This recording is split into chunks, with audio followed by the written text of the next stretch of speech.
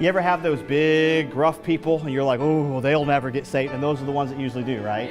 And then the sweet grandma, she's the one that calls the police. That's usually how it is, right? In the 55 and older community in our area, all the old people live together. They're kind of grumpy. They all live together. They don't like you knocking on their door. You think, oh, they got the apron, they're baking cookies with the grandkids.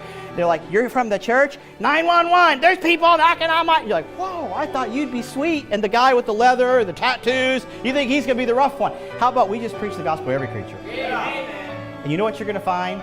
There's people even in your village right here, in your city, that will hear the gospel if you'll just preach it. I can't tell you how many times I've been proven wrong over and over again on how I think somebody's going to respond when I bring up the gospel. You walk up to someone, you're thinking like, yeah, this guy probably isn't going to want to listen to a word I have to say.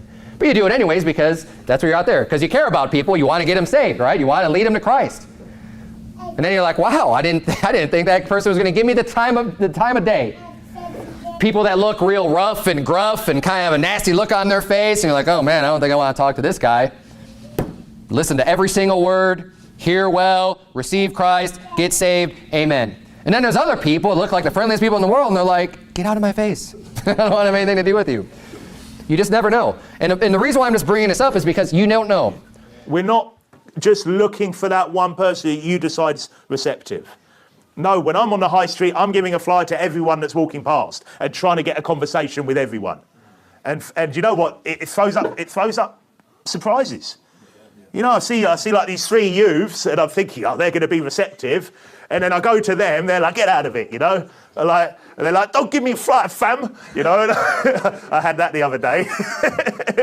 Then suddenly there's like a 90-year-old woman that wants to hear the gospel. 90-year-old old white woman that you're thinking, no chance, she's probably hard-hearted and everything. You just don't know, right? Be quick, try and get to people, put some effort in. You're there for an hour and a half or something, you know? You've got to be quick rather than just kind of like invite.